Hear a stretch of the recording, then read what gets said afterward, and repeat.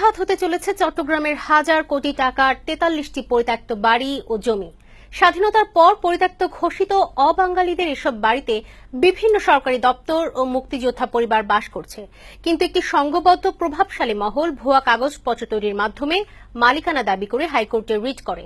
এমনই একতরফা শুনানির মাধ্যমে নিজেদের পক্ষে রায় নিয়েছে। ফলে উচ্ছেদের হুমকিতে রয়েছে সরকারি বিভিন্ন দপ্তর ও মুক্তিযোদ্ধা পরিবারগুলো।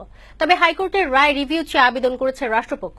বিস্তারিত দেখুন আজিজুল ইসলাম পান্নুর রিপোর্টে। স্বাধীনতার পর অবাঙালিদের রেখে যাওয়া চট্টগ্রামের নাসিরাবাদ হাউজিং সোসাইটি ও খুলশীর ৪৩টি বাড়ি রক্ষণাবেক্ষণ শুরু করে সরকার। ১৯৮৬ সালে সরকারি গেজেট বিজ্ঞপ্তির মাধ্যমে এসব বাড়ি পরিত্যক্ত ঘোষণা করা হয়।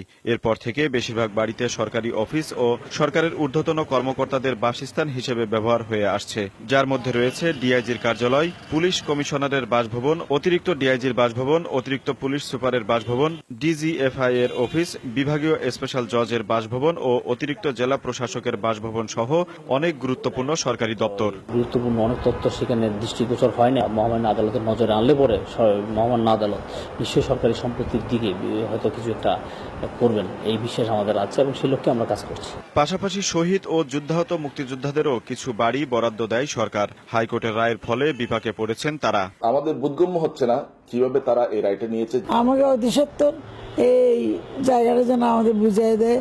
মামলার নথি থেকে দেখা যায় দি চিটাগং কোঅপারেটিভ হাউজিং সোসাইটি পরিত্যক্ত ঘোষণা করা সম্পত্তি ফিরে পেতে ২০১৩ সালের ৯ অক্টোবর একটি রিট করে। তুলনামূলকভাবে দ্রুততার সাথে এই রিটের শুনানি ও রায় দেয়া হয়। ২০১৪ সালে দেয়া প্রথম রায়ে দেখা যায় এই মামলায় রাষ্ট্রপক্ষে কেউ উপস্থিত ছিলেন না। দ্বিতীয় রায়ে রাষ্ট্রপক্ষে একজন সহকারী অ্যাটর্নি জেনারেল উপস্থিত থাকার কথা উল্লেখ করা হয়েছে, কিন্তু তিনি কোনো তথ্য দেননি। অ্যাটর্নি জেনারেল জানান, হাইকোর্টের রায় রিভিউ চেয়ে আবেদন করা হয়েছে।